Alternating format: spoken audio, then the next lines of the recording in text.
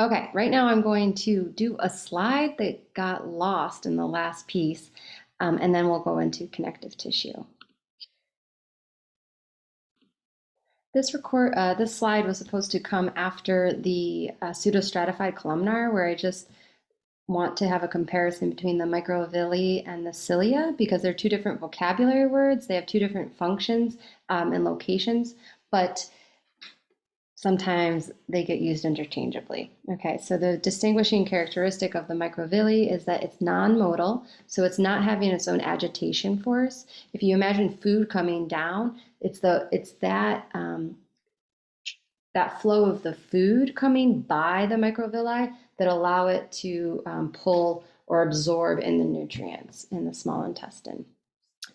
Oh, a note about gut health. Okay, so there's a lot of talk about probiotics and maintaining good gut health, right? So you want these cells to have their integrity, and what I want to say is this: is that you want to be absorbing your nutrients well, and if the cells have been damaged by a bacterial infection, I was in the Peace Corps.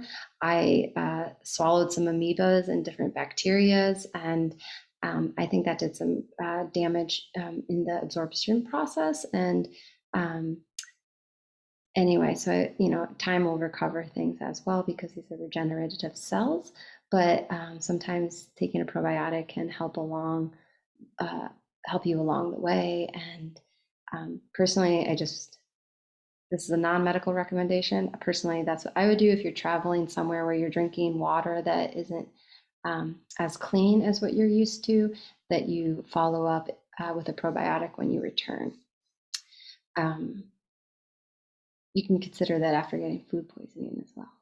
But anyway, so that's just my tidbit. What about cilia? Cilia is motile, so there's an agitation process that is itself is moving, and so we had the example of moving the mucus, and we already talked about smoking.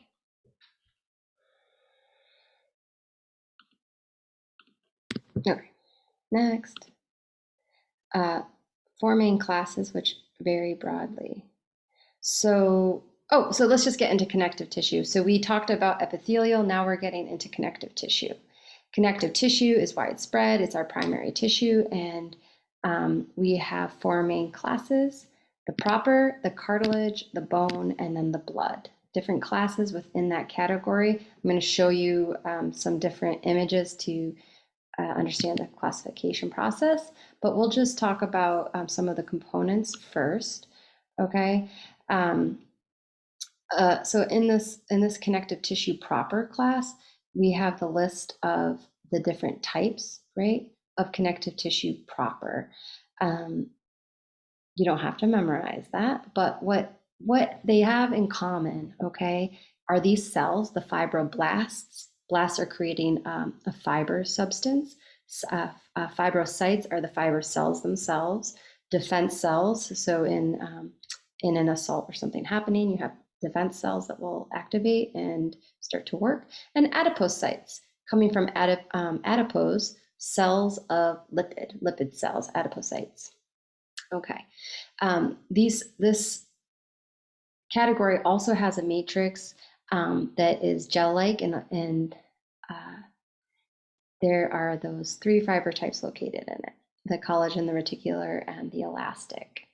Okay, so there are some of the connective tissues that you might recognize from content we've covered so far. If you look at areolar and you compare it to dense regular connective tissue, right? The areolar has a lot more of that gel-like ground substance. Okay, so the form of it is different, but still the main components are there. So these tissues in general are binding tissues. They resist stress, and because of the ground, the gel-like substance, the matrix, they have a reservoir of liquid water. Okay, adipocytes are going to be fat storage. So great. So cartilage, right? This is another category. You have three. These are the types of cells within them. They still have that ground substance as well, but and they still have similar things like the collagen elasticity. There's some fibers in some, and it's kind of the amount of each that you have, right, in within it. So you'd have a lot of in the elastic and hyaline and fibrocartilages. You have a lot of the collagen, some of the elasticity in the elastic, right? And there we go. Moving forward, bone, okay. There's two types of bone. We'll look at that later. This is the type of cells within them. Osteo means bone. Blast here is going to be what creates it. The site itself is the site of the bone. And we have blood we look at later in more detail, but it's considered a fluid tissue. Okay. So they all come from the mesenchyme, which is just the name of the cells. It's the name of your embryonic origin, or the name of where all cells originate, the mesenchyme. Some are highly vascularized and some are not. Cartilage does not have blood flow going through it, which is why it doesn't regenerate well. The more highly vascularized something is, it's easier for it to regenerate, right? Because it's getting nutrients delivered right to it. Boom, boom, boom. We talked about cells being suspended or existing in the extracellular, the matrix, right? And the matrix is simply a protein sugar mesh. That's what those cells are. So ground substance, fibers, cells, right? Ground substance plus the fibers equals the extracellular matrix, right? The cells are existing within that. The matrix can also help to bear weight and withstand tension and endure abuse. The ground substance is unstructured, right? Again, it's that space in between. This is the components of ground substance. We have interstitial fluid, we have cell adhesion proteins, which are like the glue for attachment, and protoglycans, which are the name of the sugar proteins. So this is simply naming those components. We talked about water being there. So fibers that support. The supportive fibers are the collagen, the elastic, and the reticular. Strongest and abundant here, right? High tensile strength. The elastic fibers have the elastin in them that is for stretch and recoil, and reticular also has a branching give to it. Okay, some elastic fibers are involved in that, but because of the design of the branched collagenous fibers, it also gives that give, that wow, wow, wow give. Nice cartoon or computer animation here, right? You see an adipose site.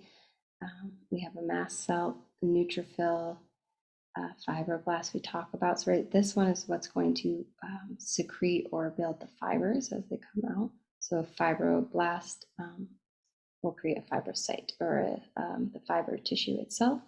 A macrophage will degrade something. So in an event of an assault, that would be defensive response, right? So that's a macrophage would activate and clear things out, clean things up. Here's a lymphocyte, right, which is a type of white blood cell. And here's our blue representing the ground substance in the back. We can see the fibers of collagen. You can see the elastic fibers here, and then reticular fibers as well. This is areolar tissue. So going back to how this is all classified, we are in tissues, right? These are connective tissues. Proper, we talked about as being loose or dense. Maybe we didn't talk about that yet, but that's another thing there. And then you have these types of fibers. We move into cartilage. There are 3 types, also a connective tissue, bone, and blood. So this is a nice little flow chart to keep it organized. You don't have to memorize it. It's just how we examine the content. Okay, so now we're into these dense connective tissues, dense regular, dense irregular, and elastic. See how these fibers are running parallel? Makes them regular, kind of going in different directions, makes it irregular. and then those dyed fibers are making it give it the recoil. Again, characteristic here is high tensile strength, so lots of tension. It can withstand lots of tension and stretching. So you would want that, right, when you're trying to keep something in place. So if you're trying to keep bones close to each other, right, where they are, you want them to have a high withstanding high tension, so that when the bones are moving and it's pulling, right, it's not shifting the approximation of bone to bone too much.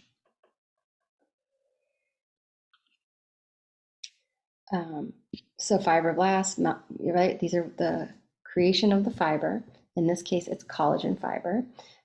They also manufacture the ground substance.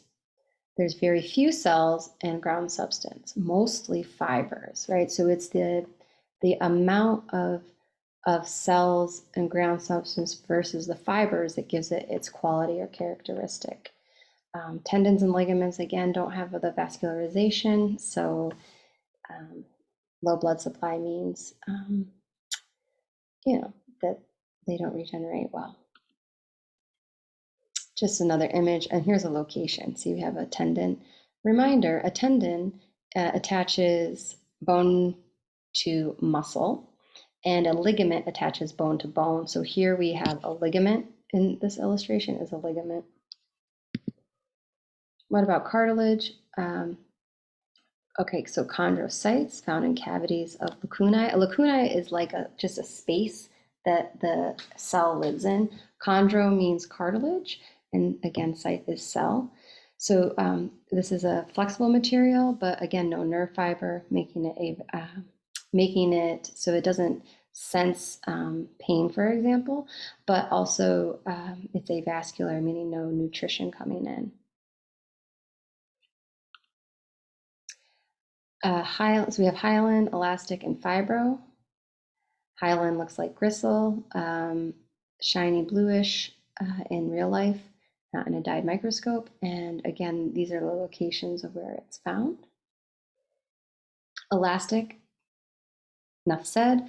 Fibrocartilage, again, somewhere between hyaline and dense regular, but very strong. So where do you need that strong cartilage? In the knee and in the spine. That does a lot of shock absorption while you're walking or jumping. Here's the image from the book, and you can see its location. So costal cartilages, let's just mention true, false, and floating. So true ribs are 1, 2, 3, 4, 5, 6, 7. False ribs are, can't believe I'm going to get this. 1, 2, 3, 4, 5, 6. True. 7, 8, 9, 10. False. I'm pausing this. Hang on. I got to double check, guys. Okay. True ribs are the first 7. 1, 2, 3, 4, 5, 6, 7. They have it's considered a direct attachment to the sternum. So 8, 9, 10 have a indirect attachment via the cartilage, okay, and called the costal cartilage. And then 11 and 12 don't have an anterior attachment, so they're also called floating ribs. Thank you. We've looked a bunch at this, so I'm going to cruise through. Let's look at homeostatic imbalance. So avascular cartilage loses its ability to divide as we age, so it heals slowly.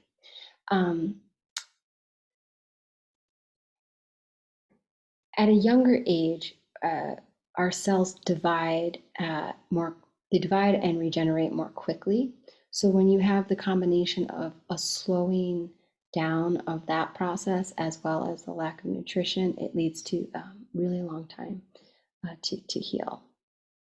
Cartilage can calcify, becoming bony and causing these chondrocytes die. So if the cartilage site dies, then it has lost its form, right? And it will function differently. It won't have the give that a cartilage will have. It'll be a harder immovable, bony function or characteristic, and in a place where you needed some movement, right? So that's going to change how you function. Let's pause here.